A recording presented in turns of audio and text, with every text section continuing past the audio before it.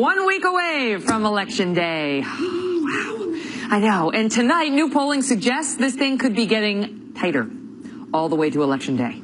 Welcome to the Kelly File, everybody. I am Megyn Kelly. 7 days out, a brand new ABC News Washington Post tracking poll shows a virtual dead heat. Look at this. Donald Trump taking the lead in this poll at 46% to Hillary Clinton's 45%.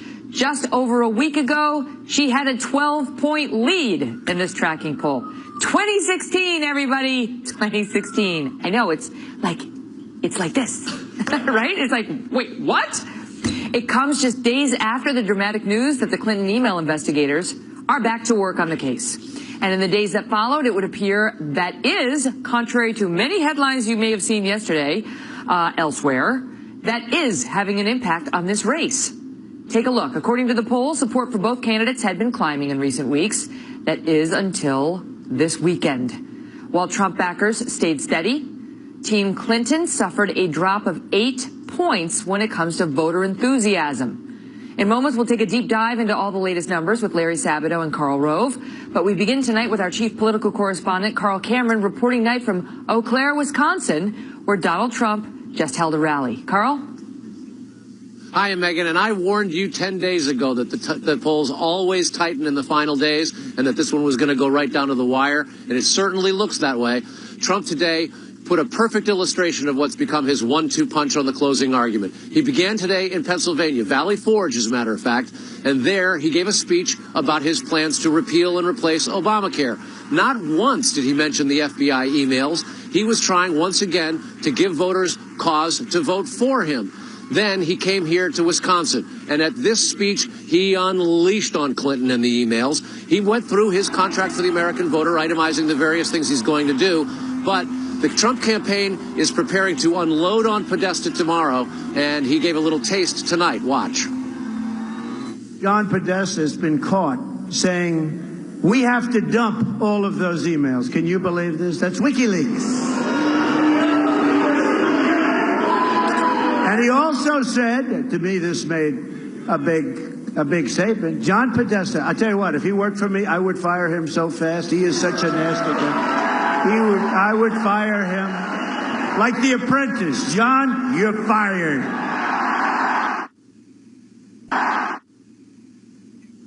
The Trump campaign's success in the polls and his discipline on the campaign has a lot of Republicans a lot more optimistic than they've been in the last few weeks. But tonight he's in Wisconsin, a state where he trails in the polls. This morning he was in Pennsylvania, a state where he trails in the polls. And a lot of GOP members think, you know, Ohio and Florida is really tight. Maybe he ought to be emphasizing more time, money, and ground game in those really close battleground states, and maybe leave some of these on the edge to themselves for a while. He's trying to expand the battlefield, but there's a question about whether his organization and money is going to pull him over the top on his must-wins like Ohio and Florida. Megyn? Wow. Carl, good to see you. Spent a lot of time in Eau Claire, Wisconsin, back when I was practicing law. And what I remember is the place I stayed, the front desk girl was the same girl who would bring you your room service, and she would bring your bag up for it. I mean, it was like that poor woman worked so hard, that one hotel. It's a small town, there's news to discuss. Okay, so we have big changes when it comes to the Fox News electoral outlook, just 7 days out. Our decision desk made 4 changes, four today, to its map. 2 in Donald Trump's favor, 2 more in Clinton's direction. Trace Gallagher has the latest live from our LA newsroom. Trace? Megyn, this time last week on the Electoral College map, Donald Trump appeared down and out. This week, he's still down, but far from out. And a big reason is movement in what many consider the grand prize battleground state of Florida, which the Fox News decision team is now moving from lean Democrat to toss-up. Hillary Clinton's support in Florida has remained very steady, but Donald Trump has now picked up a couple of points. For Trump, Florida is a must-win, and now at least it looks like he could win. Fox News is also moving Nevada from lean Democrat to toss-up. The decision desk acknowledges that Democrats have an 8-point lead in early voting in Nevada, but Republicans are making up ground, and if the GOP can boost Election Day turnout, the Silver State could go red. It's been more than a half-century since Alaska voted for a Democratic presidential candidate, but the decision desk has now moved it from solid red to leans red. Although our team admits the polling in Alaska is a bit all over the place. Finally, North Carolina now shifts from toss-up to lean Democrat. That's based on Clinton leading in 21 of 23 North Carolina polls listed by Real Clear Politics. So here's the bottom line. If Clinton wins the states rated solid Democrat, along with states leaning Democrat, she's the next president because she only needs 270 to win. If Trump wins the solid Republican states, along with the states leaning Republican, he gets 174 electoral votes. If he then wins all the toss-up states, that adds another 77, giving him 251. He would still need to flip at least one, likely two states that lean Democrat. Difficult, but certainly not out of the question. Wow. Trace, thank you. So with the map and that kind of play, where exactly should these candidates be focused? Joining me now, Director of UVA's Center for Politics, Dr. Larry Sabato, and Fox News political contributor and former Deputy Chief of Staff to President George W. Bush, Karl Rove. Great to see you both. So, Karl, if you were advising Donald Trump right now, where would you tell him to go? That's the most valuable asset he has right now, his time. Yeah, I call it 7 and 7. He's got 7 days, and he's got to cover 7 states, which is a very large number of states to be focused on as you come down the end. He has to win Iowa, Florida, and Ohio, where he leads in the Real Clear Politics average. So he's ahead in all of those in the RCP average, but that only gives him 244. He's also got to win North Carolina, which Mitt Romney won, and which in the RCP average he's behind. That still gives him only 259. I'd spend less time in Ohio and Iowa, where he's ahead, and more time in Florida, which is absolutely critical, and North Carolina, where he's behind. But it's still not enough. So he's got to pick 3 of these states: Nevada, New Hampshire, Colorado, Wisconsin, Virginia, Michigan, and Pennsylvania. That's roughly the order, starting from the one where he's closest to the one where he's furthest away in the Real Clear Politics average. I hope he's got better data, so he may have a different order of these, but he's got to find enough. He's got to pick 3 of these states. Any combination of winning 2 of them will give him the White House as long as he carries these other 4. What are the odds of that right now? Just as a political prognosticator, what kind of battle is that, would you say, Karl? That's uphill. He's still coming from behind, and he's got to not be diverted. Don't worry about Georgia. Count on Arizona either coming home. Don't be diverted by her going there. Don't worry about Utah. It's either going to come home or it's not. It's probably going to come home. Don't spend your time in New Mexico. You don't have a chance of winning there. Focus on the 7 states that are absolutely critical to win, 4 that we know about, and 3 that he's got to make a decision about. He can't get there by simply winning the 4 that we know about. He's got to figure out where else he's spending his time. He's got to think about it this way. He's got maybe 25 to 28 events that he can have between now and the election, and he's got to spread them out in states that are that get him 270 electoral votes, and 7 is a big number to be spending your time in 7 days, but that's what he faces. And he just has to be relentless about going there. Larry, you see this this ABC News Washington Post tracking poll, and now Trump is up, and she was up 12 points about a week ago. I mean, it's really stunning. I know that you look at the averages of all polls. You don't look at one poll or the other, but does this tell you anything? Well, sure. I mean, frankly, Megan, I'm pretty upset with you. You didn't send me a whiteboard. I'm at a great disadvantage to Karl. I know you got a lot of free pillows.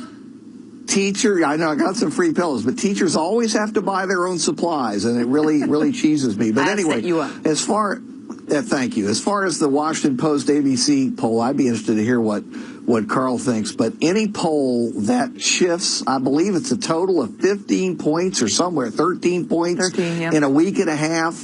That's a questionable poll. Oh, now could he be shade at ABC up? and WAPO? Well, I'm just saying what I really believe, which is what I always do. In the polling averages, of course, it's gotten closer because partisans have been coming home to Trump, and that was happening even before Director Comey did what he did last Friday. But believe me, his actions have sped that up. And, 2 points is substantial. Let me point out 4 years ago at this very moment, the RCP polling average had Mitt Romney up 0.8%. Well, a week later, he lost by 4 points, 5 million votes to President Obama. So while I use polling averages, I also admit that they can be off too. Nothing's perfect. And because you're saying 2.2, because that's what she's up in the average of all polls there, which is what Larry looks at. What do you make of it, Carl? Because I know Team Trump feels heartened by this poll, by the IBD poll, by the LA Times poll, you know, all of which are showing momentum for Trump and that, in fact, Trump may be up right now. Yeah. Well, first of all, let me set the record straight. Sabato wants a free whiteboard. I bought my own whiteboard, Sabato. I bought my own. They're not given to me. You're a I worked hard multimillionaire. for them. I worked hard for them. I love how you academics live it in your ivory towers, want free this and free that, but by God, I earned this by the sweat of my brow. Right here. This. In fact, I got two whiteboards, man. I got two of them. It's worth every penny. Yeah. Well, send one to me. Yeah. Bernie Sanders would have given me a free whiteboard. Hello, can we get back to the news? Yeah. Yeah. Okay. Right. I agree with Dr. Sabato. I'm a little bit dubious about a poll that goes 13 points in 10 days. I want to see a little bit more. Look, I don't trust the LA Times USC poll. It uses a weird methodology that they're not even willing to step forward and defend. I do think the race has been closing. It closed before last Friday. I think we will see on Wednesday and Thursday and Friday of this week how much it's closed once we get past the Halloween weekend. But it is closing, no doubt about it. Wow. Great to see you both. Christmas is coming. I think I know what I'm getting these guys. Well, the polls are not the only problems for Team Clinton today, as new headlines on Hillary's emails lead one former FBI leader to compare the Clintons to the mob. Former FBI Assistant Director James Kallstrom is next, along with former Obama Deputy Press Secretary Bill Burton. Plus, calls are growing for a major investigation over at CNN after a high-profile contributor is accused of helping Hillary Clinton cheat at 2 presidential debates. Tonight, we have an exclusive interview with the former CNN chief, John Klein. Don't miss this. Where did you get it? You know, as a Christian woman, I understand persecution, but I will not sit here and be persecuted because your information is totally false. What you're telling the American people. I'm getting it from Podesta's email. Well, Podesta's emails were stolen. You're so interested in talking about stolen material. So you deny it? The Kelly File is 7 days from right now, polls will be closed in more than half of the states. We may be close to knowing the next president, but there will still be one very big and ugly question out there.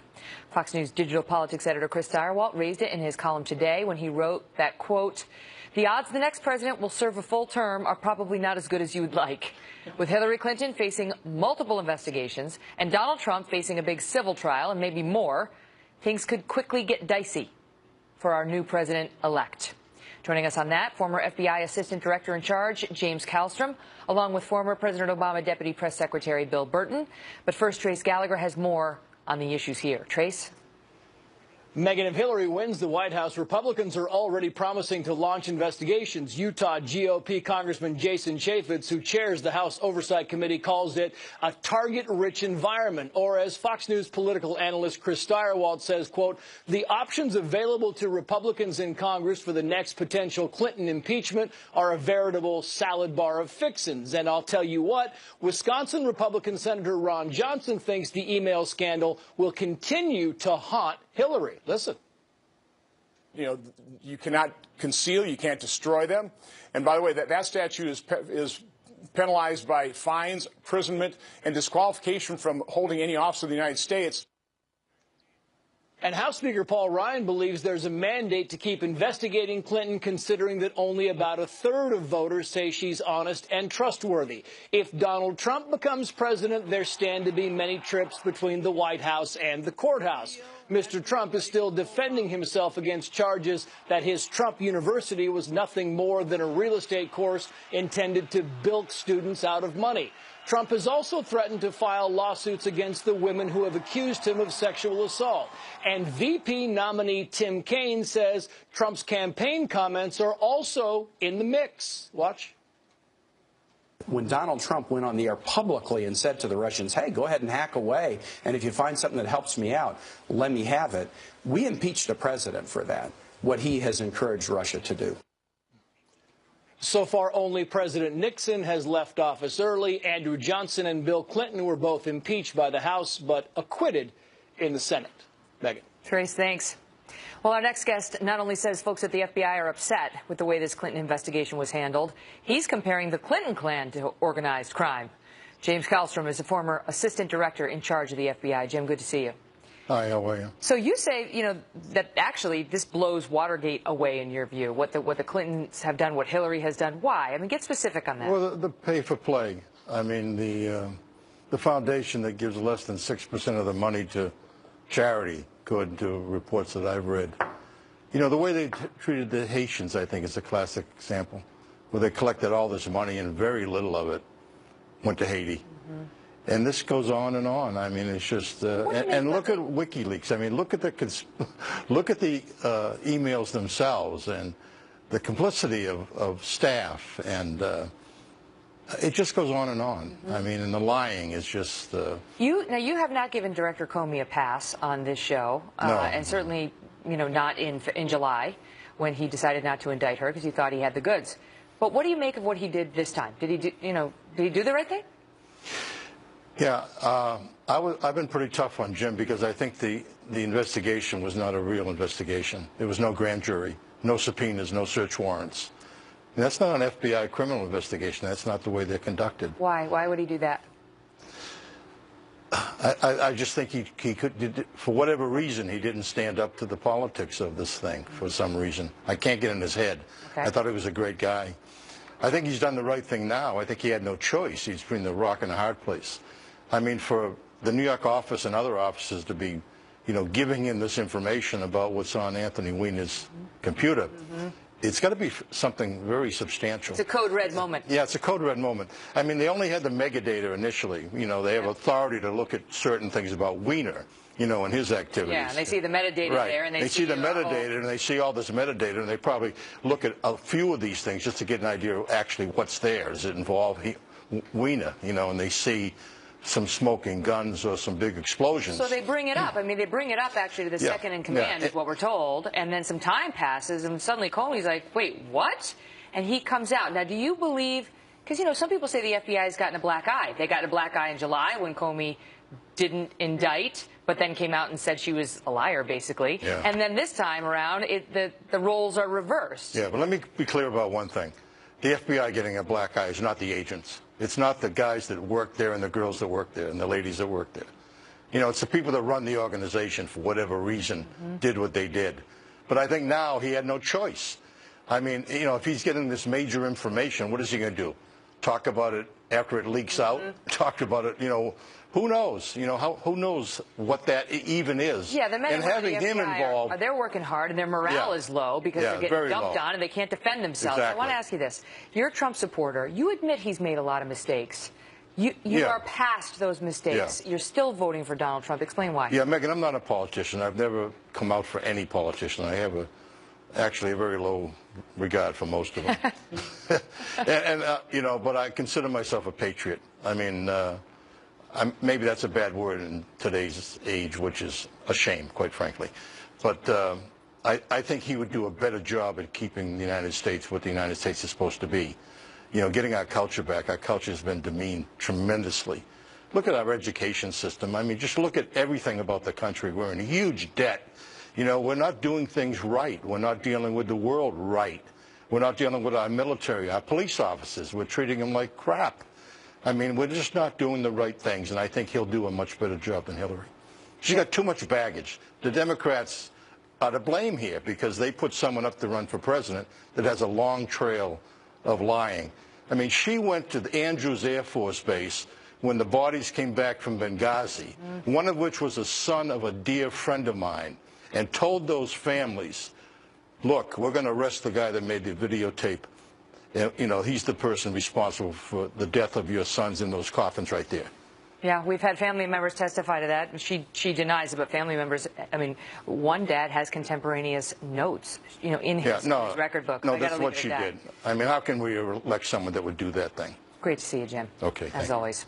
Joining me now with reaction, former Obama White House Deputy Press Secretary Bill Burton. Bill, good to see you. Snazzy with the glasses tonight. Good to see you, Megyn. I like that look. I'm going blind. So you can see, I mean, there's already talk of who's going to get impeached. It's like, who's going to get elected? Who's going to get impeached? How soon can the hearings begin? Look, You know, after you hear all this stuff about Republicans and how they want to have hearings on this and hearings on that, how about a hearing on job creation or wage growth or education or something that actually matters in the lives of Americans? After this election, the email issue will have been so litigated that the American people will be really ready to move on to the issues that actually affect them in their lives. And if they see a Washington, if they see a Republican Congress that is continuing to focus on something that doesn't affect their lives, I don't think that it's going to play out well for them. But it's and like a character, it's a character issue, right? I mean, in the same way that you look at Trump and his history with, well, no, let me make the point and then you respond. But in the same way you look at Trump and his alleged history with women, and you say, all right, if he did those things, that reflects on who he is as a person, and that's something we need to know. You look at her, and if she's lying and misleading and dodging and weaving with the FBI and surrounding herself with people who do the same, it's a character issue for her. Donald Trump joked about sexually assaulting women, and then a bunch of women came forward and said that he actually had groped them and been inappropriate with them. Yes, that is a character issue.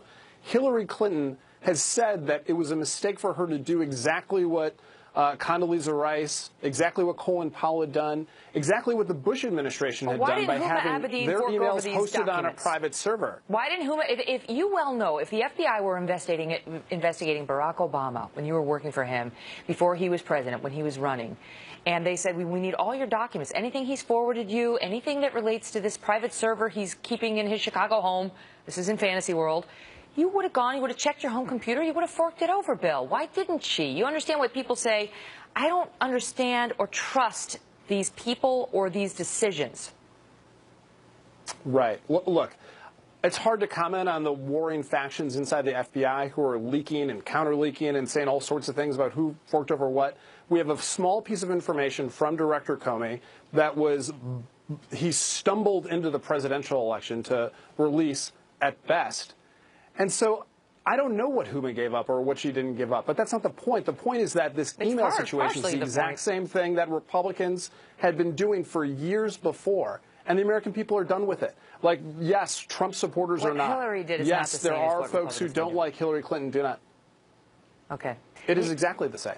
It's exactly the same. No, what do you mean? With Colin Powell? Is that what you're talking about? It's not the same. It's not the same at all, and that's been disputed. With Powell and with Bush and his administration. Next time Carl Rove's on, ask him about all the Republican emails that were destroyed. You well know that nobody had a homebrew server and did all of their business exclusively on it, and then destroyed documents after they received a demand letter from the FBI and FOIA requests and so on and so forth. I don't have time to litigate it. Megan, actually, they did the exact same thing, and Karl Rove was under investigation at the time. Okay. Even if that were true, which it isn't, two wrongs don't make a right. Pointing to other people's bad behavior to justify other bad behavior never works. But I can see that the Hollywood Hills are calling. I want you to go enjoy that with your snazzy glasses. And we're going to see you again before Election Day. Great to see you, Bill. See you, Megan. So as we get closer to the votes being counted, some folks on the left are going hard on Mrs. Clinton's critics. We'll show you how the president handled that one with Sheriff David Clark and Democratic strategist Julie Roginski. Plus, CNN says it had nothing to do with one of its best-known contributors sneaking questions to Hillary Clinton ahead of a debate. Tonight in the Kelly File exclusive, we'll speak with the former president of CNN about what he thinks on how this situation is being handled. Don't go away. You got the WikiLeaks released a March 12th Podesta email showing you messaging the Clinton campaign with the exact wording of a question asked at the March 13th CNN TV1 town hall debate. Where did you get it? Megyn Kelly. 1 week out from election day, did we mention that?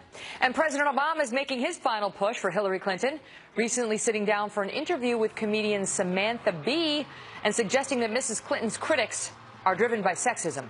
Take a listen. Gender into this race. Last month he told attendees at a Clinton fundraiser, quote, "There's a reason why we haven't had a woman president. We as a society still grapple with what it means to see powerful women." Joining me now, Sheriff David Clark of the Milwaukee County Sheriff's Office and Julie Roginski, Democratic strategist and a Fox News contributor. Great to see you both. Good to see you, Megan. I love when Sheriff wears his hat. Sheriff, your thoughts on the president's comments? Well, you know, Barack Obama for 7+ years has played the race card that every time somebody criticized him, it was because he was black, and it scared off a lot of Republicans. So now they're going to switch and try to play the gender card. The problem is The American public is tired of this class warfare. The reason why they don't like Mrs. Bill Clinton is not because she's a woman. It's because she's dishonest and because she is hiding something. She's hiding the truth. She tries to play herself off as a victim, like she's Little Red Riding Hood, but she's more like the big bad wolf. As soon as you turn your back on you, she'll bite you. Now, look, this is politics. It's a contact sport. It's not for the faint of heart. My response to what President Obama said is if she can't stand the heat, she should get out of the kitchen. Julie? Well, first and foremost, I think you just proved my point, Sheriff. And, you and I were outnumbered last week, and I love you, but she's not Mrs. Bill Clinton. She happens to be Hillary Rodham Clinton, who's her own person and is running as her own individual. She's a former senator.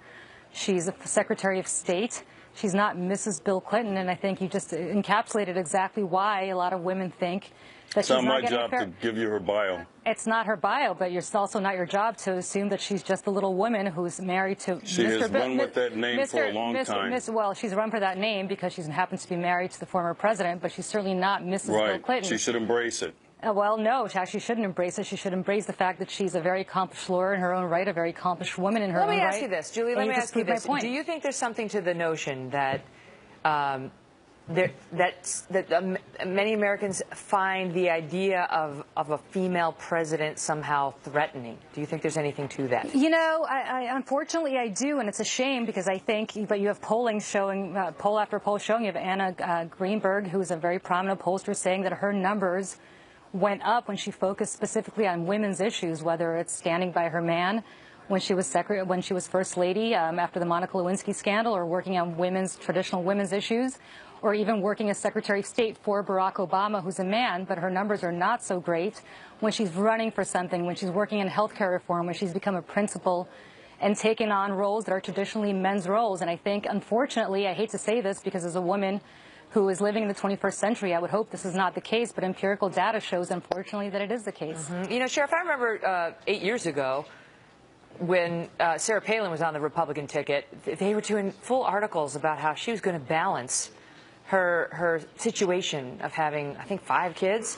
and being vice president. It was just like, basically, for lack of a better term, screw you for writing that, right? Because nobody was wondering how Barack Obama was going to balance having 2 kids. Yep. So it's, Megan, you still took the there words to out some of extent. my mouth. Go ahead. When you mentioned Sarah Palin, because the way the Democrats treated Sarah Palin was nothing short of shameful. Also, the way they treated Condoleezza Rice when she was the Secretary of State, they did the same thing. So all of a sudden, when it's one of those women who gets close to the White House, then it's okay to trash them. But when it's one of their women, then they try to play the victim card. America's tired of that stuff right now. She should stand on her own 2 feet. Take the heat. Look, this is for the presidency of the United States. Nobody's going to feel sorry for her. Right. Nobody's going to back down. I'm glad Donald Trump's not handling her with kid gloves. Right. Julie, that is true that there was Sarah Palin endured a lot of sexism when she was running. And the women's groups, I mean, the silence was deafening. They were not there for her, you tell me, because she is a Republican.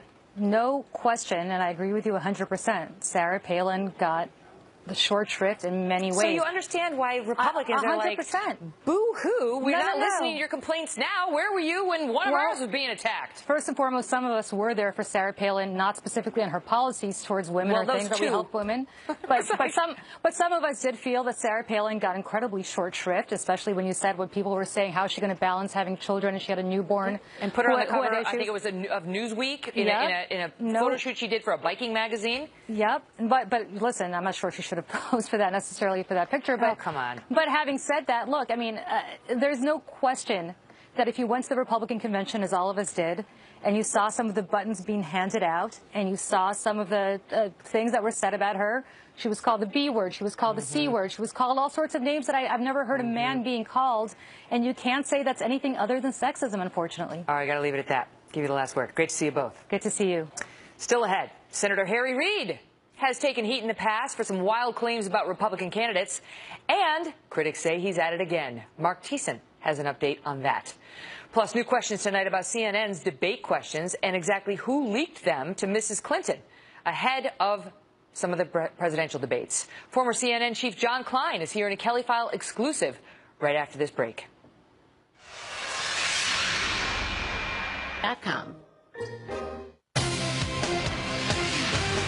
Developing tonight, growing calls for an investigation at CNN after a high-profile contributor was accused of leaking debate questions to the Clinton campaign not once, but twice, as it turns out.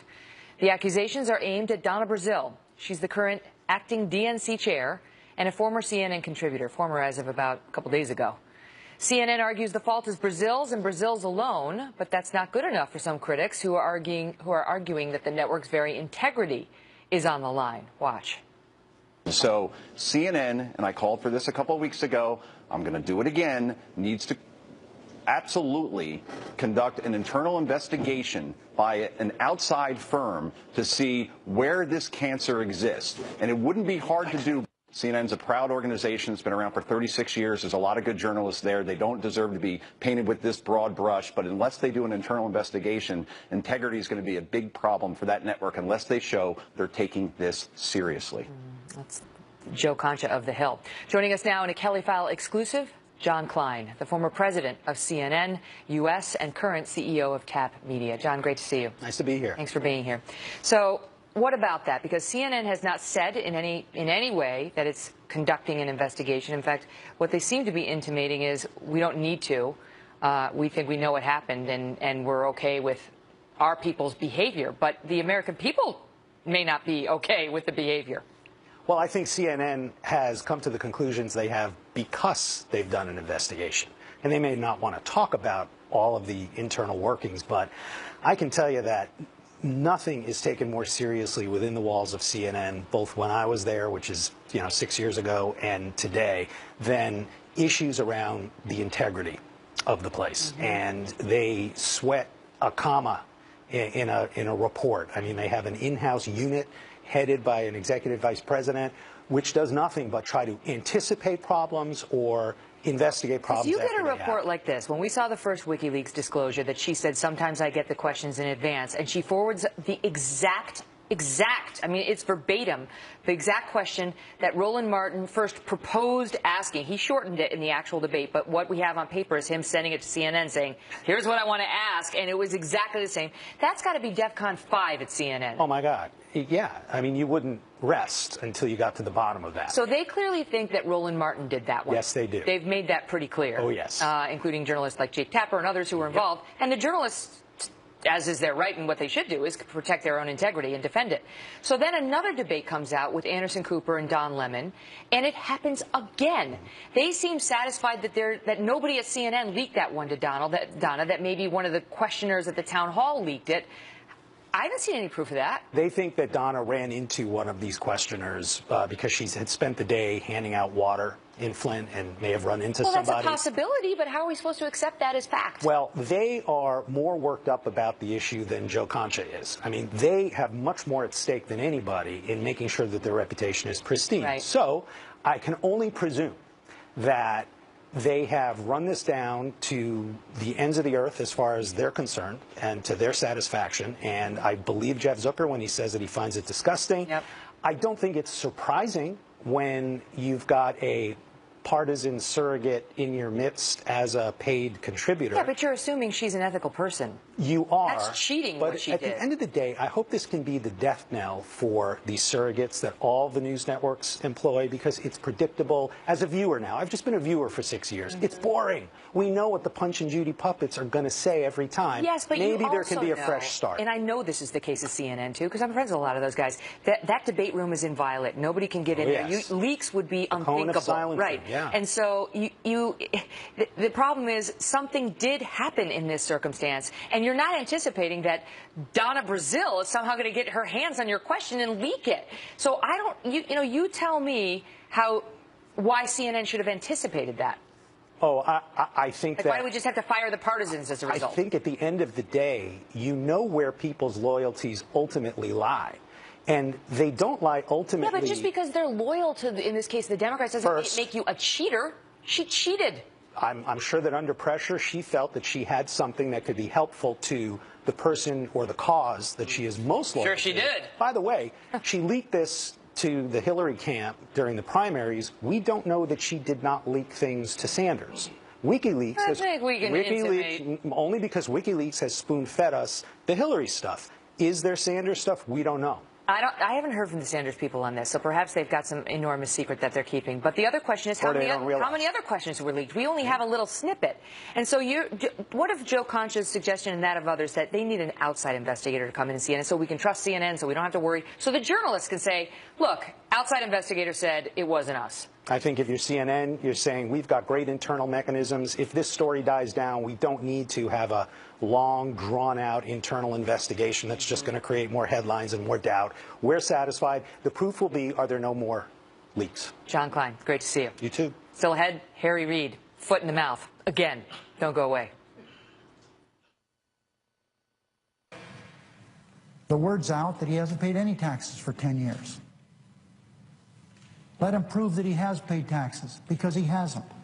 That was Senator Harry Reid in 2012 making claims about Mitt Romney which were completely made up.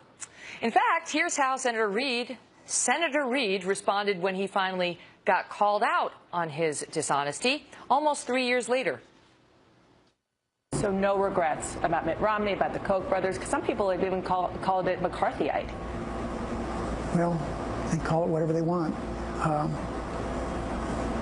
Romney didn't win, did he? He's a charmer. Now, critics say Senator Reid is at it again, this time alleging coordination between Trump and the Russians, suggesting the FBI has explosive information that must be made public. Joining us now, American Enterprise Institute scholar and Fox News contributor Mark Thiessen. Mark, well, who in their right mind would doubt the man? Of course, no. I mean, look, Harry Reid is an unapologetic liar. He went on national television, was confronted with the fact that he had smeared Mitt Romney incorrectly, and he didn't care one iota about the fact that he had lied. He said, well, he lost, didn't he? He cares that Romney lost, not that he lied. Right. He will say anything. I mean, this is a guy, he's the perfect spokesman for Hillary Clinton. He actually lies so often, he makes Hillary Clinton look like a paragon of honesty. I think it's not so much that, because at first I saw this and I thought, what moron would believe that? Because he lies, and he admits he lies, and he doesn't care. But it's not about like some random person hearing it. It's about the media saying, oh, this is a good idea to spread, and then people not playing that earlier clip, and people walking away saying, oh, okay, I saw it on the news. Trump and Russia like this. Yeah, and of course then CNN comes out and reports that they went and talked to the FBI investigators and that there's no evidence of a connection between Trump and Russia. So what Harry Reid said, oh my gosh, what Harry Reid said is actually not true. Surprise, surprise. And this is a guy, I mean, this is a pattern with him. This is a guy who in 2014, he got his super PAC, his PAC, that leadership PAC, got a dozen Pinocchios from the Washington Post for putting out false ads. This is a guy who got a dozen Pinocchios. It's hard to get dozen Pinocchios. What did they give him the triple Pinocchio maximum rating?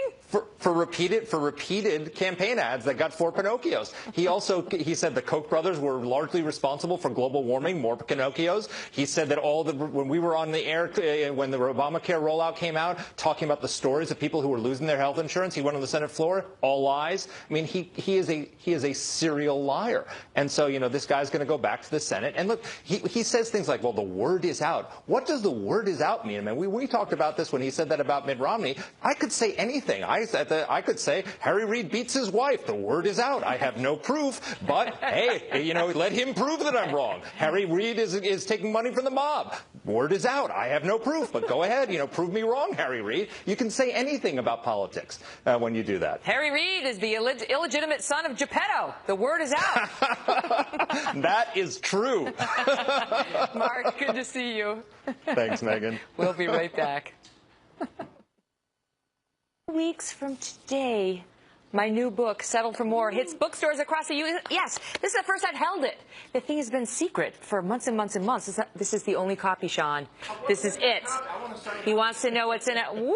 Just a little peek. Oh, great. I can't wait to read the O'Reilly chapter. Stand by. You'll love it, because the O'Reilly chapter. And you're in there, too.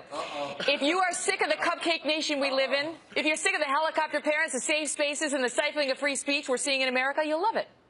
And if you'd like to hear about how a kid who grew up in upstate New York, the daughter of middle-class parents, wound up right here at the Fox News Channel, #1, Fox News. Isn't that you grew up in Albany, right? Yep, Albany and so Syracuse, awesome. with no money. And now look at us, Sean. working with such great people like the man on the other side of this camera. I'm way overpaid. Okay, pipe down. I'm selling my book. It's all in there. I get deeply personal in it about my family, my life, some tough times I had on the way to my current life. And I hope maybe it will inspire some of you who may be feeling unhappy to think about how you can settle for more too. Amazon.com, BarnesandNoble.com. Pre-order it now. We'll talk about it together on November 15th. Here's Sean.